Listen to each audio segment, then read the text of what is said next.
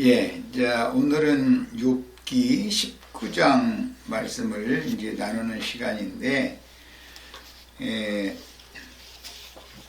우리 지체들도 다 같이 참여하는 의미로 욥기 19장을 다 같이 펴셔서 전체를 한번 흐름을 따라서 읽고 말씀을 나누겠습니다. 자, 욥기는 19장입니다.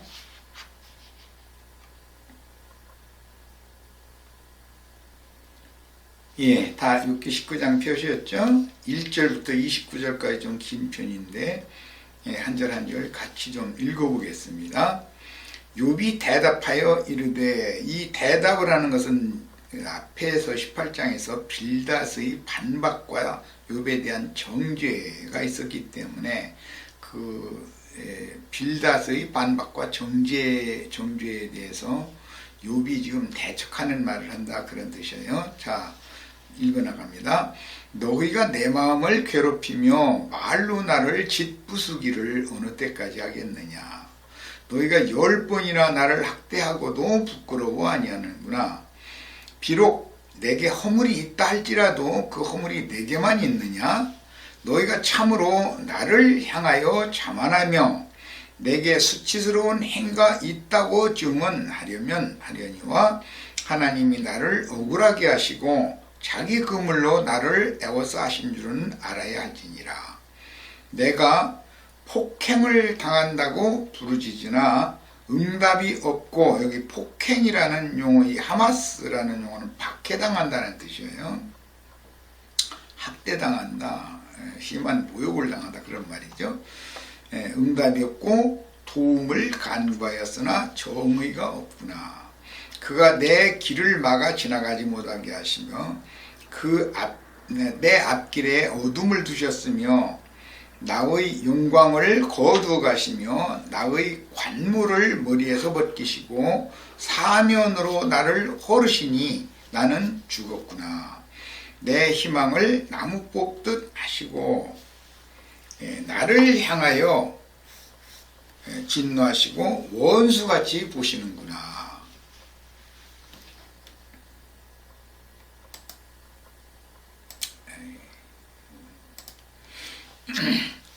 그 군대가 일제히 나와서 길을 도두고 나를 치며 내 장막을 둘러 지인을 쳤구나. 나의 형제들이 나를 멀리 떠나게 하시니 나를 아는 모든 사람이 내게 낯선 사람이 되었구나. 내 친척은 나를 버렸으며 가까운 친지들은 나를 잊었구나. 내 집에 머물러 사는 자와 내 여종들은 나를 낯선 사람으로 여기니 내가 그들 앞에서 타국 사람이 되었구나. 내가 내 종을 불러도 대답하지 아니하니 내 입으로 그에게 간청하여야 하겠구나. 내 아내도 내 숨결을 싫어하며 내 허리의 자식들도 나를 가련하게 여기는구나. 어린아이들까지도 나를 없인 여기고 내가 일어나면 나를 조롱하는구나. 지금 실제 욥은 10 자식이 있었지만 자신의 허리에서 난 자식들은 다 죽었어요. 그런데도 이렇게 지금 탄식을 하고 있어요. 그러니까 이것은 육신적인 일을 말하는 것이 아니라 예수 그리스도께서 죽음을 앞두고 유대교인들 앞에서 모진 그 학대, 박해를 당하시는 중에 지자들까지도 다 예수를 버리고 도망한 사실을 예표로 보여주는 말씀들이다 라고 이해를 하시면서 읽으면 됩니다.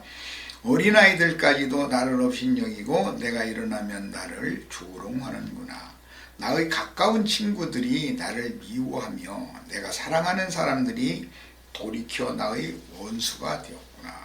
교회 생활을 하다 보면 이런 경우는 비일비재하죠. 예수님이 당했었던 것처럼 욥은 이제 예표의 사람이니까 먼 훗날 예수님이나 주님의 성령께서 보내신 증인들이 동일하게 당하게 될 모진 그 모욕과 박해에 대한 예언이 욥기 19장의 중심 주제다라는 걸 알 수가 있어요. 나의 친구야, 너희는 나를 불쌍히 여겨다오. 나를 불쌍히 여겨다오. 하나님의 손이 나를 치셨구나. 이 말씀은 룻기 1장 20절에서 21절에 베들레헴으로 돌아온 나오미가 그 베들레헴 동네 사람들에게 한 말이었었죠. 너희가 어찌하여 하나님처럼 나를 박해하느냐. 내 살로도 그랬는데 내 살을 먹고도 라는 문자적인 뜻이기 때문에 거지 나사로를 부잣집 개들이 와서 헌들을 핥았다 이제 이렇게 표현을 했는데 살을 여기서는 먹었다라고 이렇게 이건 셈족의 관용구입니다. 내 살을 먹고도 부족하냐.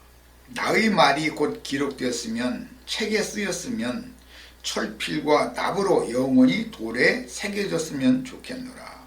내가 알기에는 나의 대속자가 살아계시니 굉장히 중요한 말입니다. 이제 25절로 27절은 본인의 성경책으로 줄을 쳐가면서 읽겠습니다. 다시 읽습니다.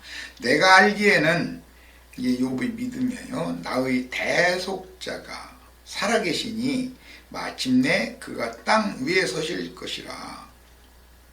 땅 위에 서신다라는 말은 육신의 모양으로 나타나서 욥과 같은 고난을 당하는 사람들을 위한 대속자가 되어주신다라는 믿음이 있는 거죠. 메시아의 때를 고대하는 믿음이에요. 내 가죽이 벗김을 당한 후에도 근데 이제 그 메시아의 때는 욥이 죽은 후에나 임한다라고 믿고 있는 거예요. 내가 육체 밖에서 하나님을 보리라. 현재는 육체 안에 있다 보니까 메시아를 고대하고 있는 상태지만 시간이 되면 때가 차면 욥의 그 박해를 실현해 주실 메시아가 반드시 세상에 보냄을 받아서 올 것이다 라는 그 메시아 대망 사상이라고 그러죠. 셈족의 고유한 사상이에요. 내가 그를 보리니 내 눈으로 그를 보기를 낯선 사람처럼 하지 않을 것이라. 그러니까 욥은 우리가 계속 나누는 이미 지천사가 된 상태로 예수를 섬기게 될 것이다. 예수를 만나고 예수를 섬기게 될 것이다. 인자 예수는 뱀, 마귀에게 많은 시험을 당했지만 천사들이 와서 저를 수종하였다고 그랬는데 그 천사들은 단순히 케루빔 천사들이 아니고 스랍이라고 번역했죠. 치천사들과 함께 주님의 그 고난 당하는 예수를 공개하고 섬기고 호휘하고 하는 일을 했다는 걸 알 수가 있어요. 내가 그를 보리니 내 눈으로 그를 보기를 낯선 사람처럼 하지 않을 것이다. 이 말은 그분은 욥의 친구로 아브라함의 친구였던 것처럼 욥의 친구로 오셔서 욥을 부르시고 내가 너의 모든 인생의 날에 당한 모든 재난에 대하여 잘 알고 있다. 너를 너무 모질게 박해한 자들에 대해서 그 네 원한을 내가 갚아주러 왔다라고 분명하게 욥을 악하게 대한 자들을 하나님께서 대신으로 이제 원수를 갚아주실 것이에요. 그래서 이제 대속자가 하는 일은 복수를 해주는 거예요. 너희가 만일 이르기를 우리가 그를 어떻게 칠까 하며 또 이르기를 일의 뿌리가 그에게 있다 할진대 너희는 칼을 두려워할지니라. 분노는 칼의 형벌을 부르나니 너희가 심판장이 있는 줄을 알게 되리라. 욥의 메시아는 바로 욥을 못 읽게 대하는 친구들에 대한 심판장이 되신다라는 경고를 지금 하고 있어요. 자, 욥기 19장 전체의 흐름을 위해서 같이 성경을 읽어봤습니다. 이제 욥기 19장 1절로 2절부터 이제 내용을 살펴봅니다. 욥이 대답하여 이르되, 이것은 앞에서 빌닷이 엘리바스와 욥의 긴 그 변론에 끼어들어서 은근히 이제 좋은 말을 하는 것 같으나 사실은 고상한 말로 욥을 정죄하고 욥을 너무 신랄하게 이제 판단을 했기 때문에 그에 대해서 지금 대척하는 말을 하고 있다, 이런 뜻입니다. 너희가 내 마음을 괴롭히며 말로 나를 짓부수기를 어느 때까지 하겠느냐.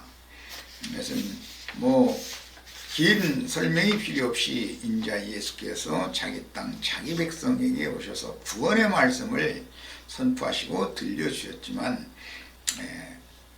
자기 백성들의 그 지도자들이었던 유대교의 대제사장들이, 즉 바리새인, 서기관, 율법사 등등, 헤롯 땅 등등 그 당대의 기득권을 가지고 있었던 자들은 예수 그리스도를 메시아로 인정하려는 의도가 없었기 때문에 예수 그리스도의 말끝마다 대적하면서 대적하는 그런 말을 했었어요. 이것은 욥에 대해서 친구들이 지금 그런 예표상으로 그런 짓을 하고 있는 거죠.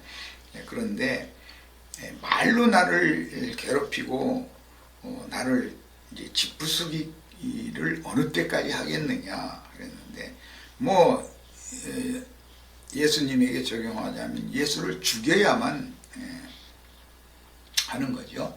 그런데 예수를 죽인 것으로도 아직 그들의 그 종교성에 의한 분기가 끝나지 않기 때문에 살기가 여전히 등등해 가지고 예수를 믿는 참 지자들을 또 이렇게 박해하고 대대로 더러는 죽여서 순교자의 수를 채우는 일을 행하고 있죠. 이것이 오늘날 유대교의 행습이 오늘날의 기독교계로 그대로 흘러들어오고 있다라는 걸 잘 생각해 보셔야 되겠습니다. 자, 욥은 자기가 지금 당하는 이 고난의 원인이 친구들이 지적하는 것과 같이 자신의 범죄 행위에 따른 하나님의 징벌이 아니고 하나님께서 자신의 자아를 꺾으시고 산채로 사로잡으려고, 즉 생포하려고 행하시는 결과라고 간증을 지금 하고 있습니다. 욥기 19장 이전에는 자기가 왜 이런 고난에 휘말리게 되었는지를 나 자신도 이해할 수 없다고 말하면서, 다만 나는 이런 극한 상황에 내몰릴 정도로 형벌을 당할 만한 범죄를 저지르지 않았다라고 강변하였습니다. 그런데 이제 욥의 친구들은 욥이 우리가 알지 못하는 은밀한 범죄를 감춰놓고 있기 때문에 공의로운 하나님이 이렇게 징벌하시는 것이다 라는 논지로 서로가 나는 죄 없다, 친구들은 네가 죄를 숨겨놓고 있을 뿐이지 왜 죄가 없냐, 이제 이런 식으로 서로 변론을 계속 이어왔던 거예요. 자, 그러나 이제부터는 자신이 당하는 이런 고난의 원인이 하나님의 절대적인 주권에 따른 것이라는 증거를 자신이 당한 생명의 체험을 통해서 지금 간증을 하고 있고, 아까 중요하다고 같이 줄을 쳐가면서 읽자고 했던 25절로 27절 사이 메시아의 대망을 소망 삼는 신앙 간증을 이제 욥기 19장에서 하게 되죠. 그러니까 이 욥기에서 가장 중요한 말씀이라고 할 수가 있는 것이 욥기 19장 25절에서 27절 사이에 나오는 욥의 신앙 고백이에요. 신앙 간증이죠. 이것이 이제 우리의 신앙 간증과 일치되어져야 되고, 다만 욥은 오실 메시아를 거대했지만 우리는 이미 예언대로 오셔서 구속을 이루신 주님, 우리 모든 죄들을 대속물로 대신 짊어지고 의인으로서 죄가 되어서 죽으신 그 예수의 공로를 믿는 사람들이고, 이 믿음을 굳게 지키고 믿음의 믿음의 선한 싸움을 끝까지 나중까지 하다가 장엄한 일생을 마친 하나님의 그리스도의 참 제자들에게는 상으로 갚아주시러 또 죄와 상관없이 두 번째 오실 것이다. 첫 번째 오신 것은 대속을 위해서 오셨고, 두 번째는 대속한 자들을 상주러 오시는 일이니까 이제 이것은 죄와 상관없이 오시는 것이에요. 자, 그래서 참 그리스도인이라면 누구든지 지금 욥이 증거하는 말과 같은 간증을 갖고 있어야 하는데, 바울이 사울했을 때 믿지 아니할 때 모르고 행한 그런 범죄들에 대해서 자백하는 간증을 해가면서 자기 자신의 그 신앙을 친히 이제 증거를 한 말씀이 여러 구절이 있지만, 제일 우리가 이제 기억을 해둬야 될 것은 예수 죽인 것을 내 몸에 짊어졌는데 내가 예수의 흔적을 지금 간직하고 있다, 이런 고백을 했죠. 실제로 사울이 바울된 이후에 그는 정말로 모진 그런 박해를 끝까지 감내해가면서 충성된 종으로 일생을 마친 정말 믿음의 본이 되는 사람이었는데, 구약 시대에는 아브라함 시대 때의 사람으로서 욥이 그런 사람이다. 그러므로 우리는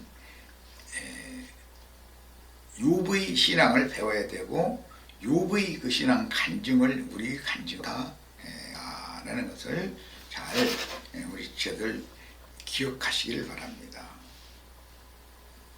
주님이 다시 오실 때에 대해서 두 번째 죄와 상관없이 나타나실 때에 대해서 주님이 지자들을 향해서 하신 말씀은, 인자가 다시 올 때 너희 중에서 믿음을 보겠느냐, 이런 표현을 했어요. 그러니까 믿음을 끝까지 지킨다는 것, 인내의 말씀을 지킨다는 것이 쉬운 게 아니다라는 걸 알 수가 있어요. 자, 욥기 이번에는 19장 3절로 4절 갑니다. 너희가 10번이나 나를 학대하고도 부끄러워 아니하는구나. 비록 내게 허물이 있다 할지라도 그 허물이 내게만 있느냐, 이렇게 표현을 했어요. 여기에서 우선 주목해야 될 말씀이 10번이라는 그런 표현인데, 이제 셈족의 관용구, 통산적으로 사용하는 이제 관용구 중에는 수사에 대해서는 정확하지가 않습니다. 셈족의 그 수사는 두서너 번, 연나무 번, 등 이런 식으로 표현을 하는 거죠. 그래서 이것은 수사를 셈족이 말할 때는 문자대로의 숫자로 해석해서는 안 맞는다. 최소 단위의 충만수를 예로 들어서 10번이라고 표현을 하는 것이 셈족의 관용구다라는 것을 잘 이해를 하시면, 신약시대에서 일곱 교회에 주신 편지 내용에서도 보면 그 서문화교회 특히 열흘 동안 그 환란을 당하게 하겠다 그랬는데, 세상적인 어떤 24시간 단위의 240시간 동안만 환난을 당하게 한다. 이제 그렇게 해석하면 안 되는 거죠. 하나님의 의도와 하나님의 선하신 뜻이 환난을 당하는 주님의 그 증인들, 지자들, 안디바들에게 인식되어지고 끝까지 견디는 것밖에는 길이 없다라는 것이 확고해진 사람, 그렇게 될 때까지 그런 개념이기 때문에, 또 구약 성경에서 이제 아람 족속은 특히 이 열흘이라는 용어를 그렇게 수사를 문자대로의 그 시간 개념으로 쓰는 것이 아니다라는 것은 리브가를 이제 중매하러 온 엘리에셀과 함께 아브라함의 청지기종 엘리에셀과 많은 종들을 데려왔었기 때문에 그 엘리에셀과 그 종들에게 딸려 보낼 때 그 아람 족속이 적어도 열흘 동안 좀 머물다 가라 그랬는데, 꼭 날짜적으로 시간적으로 10일이 지나면 떠나라 그렇게 해석하면 안 되는 것이고, 그 리브가와 친정댁의 가족들이 충분히 이제 리브가와 이별을 해야 된다는 것을 인지할 때까지 그런 개념이다. 이런 그 열흘이라고 하는 셈족의 그 수사에 대해서 이해가 있기를 바랍니다. 잘 아시는 것처럼 야곱이 바단 아람에 가서 외삼촌이 내 품삯을 10번이나 변역했지 않습니까? 이제 이런 표현도 나오죠. 거기에 나오는 10번이라고 하는 용어도 꼭 문자대로 뭐 10회를 의미하는 말이 아니죠. 자주자주 여러 번 외삼촌은 정함이 없이 이렇게 했다 저렇게 했다 그렇게 하지 않았습니까? 이제 그런 뜻이죠. 욥은 자신을 임박할 근거를 찾는 친구들이 너무 냉혹하다고 느낌으로 너희가 10번이나 나를 학대하였다, 이건 극도로 무묘를 줬다 또는 박해하였다, 그런 뜻이에요. 하고도 부끄러워하지 않는다고 신랄하게 비판하였습니다. 이건 이제 신약성경 아까 처음에 인용을 했었던 것처럼 부자의 대문에서 부스러기를 먹던 나사로를 부잣집 개들이 와서 핥았다, 헌대를 핥았다 그랬는데, 그런 개념을 이해하셔야 됩니다. 그 다음에 자주자주 나를, 내 마음을 아프게 하고 고통을 줬다, 그런 표현이죠. 본문에서 10번이라는 수사 에세르는 최소 단위의 충만수이기 때문에 욥이 느끼기에는 자주자주 번갈아가며 치는 말로 그 친구들이 여러 번 욥을 모함하고 정죄하여, 이제 셈조 용어로는 가슴이 찢어지는 듯 고통을 당하게 했다, 그런 뜻이지 문자대로의 10회라는 뜻이 아니다. 이건 이미 말씀드렸어요.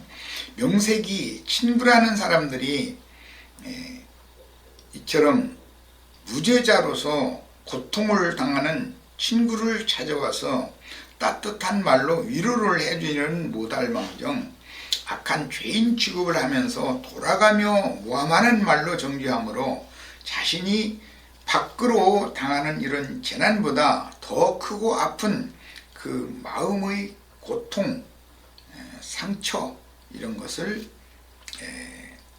호소하는 내용이에요. 그런 걸 친구에게 당하게 하고도 자신들이 너무 심히 하지 않았나라고 돌이킬 마음이 전혀 없었다는 거죠. 이것은 이미 설명한 것과 같이 인자 예수가 사람으로 세상에 온 이상은 하나님이 그를 죄 있는 육신의 모양으로 세상에 보내어서 죄를 알지도 못하는 그에게 세상 죄를 대신 지게 하셨기 때문에 예수는 죄가 된 상태로 유대교 지도자들, 말씀을 아는 사람들에 의해서 모진 모함과 박해를 당해야 했고 그것을 다 감내해야 했다. 이것을 상징하는 그림자가 이미 욥기에 이렇게 기록이 되어 있는 겁니다. 욥은 자신이 과거에 어떤 큰 과오가 없이 살았다라고 지금 자부함으로 무죄한 자신을 압박하여 고개를 들 수 없도록 이 지경까지 몰아세우신 하나님께서 자신을 너무 심하게 다루신 것이지 너희가 나를 정죄하는 것처럼 윤리도덕적인 범죄 행위로 인한 징벌이 아니다 라는 항변과 함께 하나님을 향한 탄식 섞인 말을 하고 있는 겁니다. 이것이 육신에 있는 옛사람의 탄식이요 호소인데 산송장이 된 자의 구원 간증 중에 맨 처음에 나오는 증거로서 세상 사람들이라고 하는 것은 연약한 인간이 이제 뱀의 미혹에 넘어져서 이제 실족을 당하는 경우, 넘어진 경우, 그것을 무슨 기다리고 있었던 것처럼 욥의 경우는 제일 가까운 친구들로 상징이 됐는데 오늘날 우리들에게서는 나와 잘 알고 있는 사람들, 가까이 지내던 사람들이 나를 너무 심히 모함하고 또 뭐 물론 흠결이 있으니까 그 꼬투리를 잡아서 그러겠지만 이제 하나를 열로 막 또 백으로 이렇게 부풀려 가지고 광포하고 떠들어대고 그래서 이제 그 사람을 다시는 고개를 들고 즉 부활되지 못하도록 일어나지 못하도록 아주 무덤 속에다가 완전히 생매장시키는 자들이 있죠. 이것은 모세의 경우에는 십보라라고 하는 그 처외에 굿수 여자를 취한 문제 때문에 특히 이제 미리암이 모세의 누이죠. 미리암이 앞장서서 막 모세를 정죄해가면서 너무 심히 애썼던 것을 우리 잘 알고 있어요. 그런데 그 굿수 여자를 두 번째 여자를 취한 건 뭐 잘 아시는 것처럼 이방 죄인들을 또 둘째 아내로 취하는 것이고 사실은 그 굿수 여자를 십보라보다 더 사랑하는 거죠. 야곱이 레아보다 라헬을 더 사랑하는 이치는 매번 이제 반복되는 것입니다. 그래서 이것은 자칭 유대인의 회 당에 속한 자들인 하나님의 배필 역사상의 남유다 사람들이에요. 그들보다 구약시대에는 북조 사람들은 하나님의 버림을 받은 자들에 대한 상징이고 이방 죄인들에 대한 이제 표상이 되는데 구약시대 전 기간 동안은 이방인들이 그처럼 하나님 앞에 소외당한 상태였지만 예수 그리스도의 구속을 이루신 이후에는 오히려 자칭 유대인이라 하는 자들이 주님께 끊침을 당하고 회개하고 돌이킨 이방 죄인들, 세리와 창기와 모든 죄인들이 도리어 은혜로 구원을 얻게 되는 것입니다. 이것은 모세가 두 번째 취한 굿수 여자로 상징이 됩니다. 그러니까 하나님은 반드시 유대인의 하나님만이 아니라 이방인의 하나님도 되신다라는 사실을 염두에 두셔야 돼요. 또 다윗이 본초와 많은 초들을 주님이 주셨습니다. 그럼에도 이방인의 아내 햇사람 우리아라는 사람의 아내 되었던 밧세바를 취함으로 이제 욥이 그 일로 인해서 말도 못하는 그 인생 남은 인생의 그 재난을 몸으로 다 감당할 수밖에 없었죠. 그런데 그것이 하나님의 안배였었고 구원 방법이었어요. 그런데 그 사울 왕가를 대표하는 사람이었던 시므이라는 사람은 욥이 아들의 반역을 당해서 왕궁을 비워주고 맨발로 울면서 왕궁에서 떠나서 감람산을 향하여 가고 있는데 산 모퉁이까지 돌아오면서 흙먼지를 날리고 돌을 던지고 해가면서 온갖 욕설을 다 했다는 거예요. 그런데 다윗은 이것이 자신의 범죄 행위에 대하여 하나님이 깨닫도록 보내신 하나님의 사자다 라고 믿었기 때문에 그를 죽이겠다고 하는 부하 장수의 말을 막으면서 오히려 그의 말을 통해서 자신의 구원의 말로 이렇게 소화를 해가면서 머리를 가리고 눈물을 흘리면서 맨발로 머리를 가리고 기드론 시내를 건너서 감람산에 올라가서 멀리 예루살렘 성전에 계신 여호와를 향해서 탄식하면서 눈물의 기도를 드렸고, 그 기도는 연락이 되어서 결국은 나는 평정되었고 왕궁에 다시 돌아와서 새 예루살렘의 왕이 된 이야기.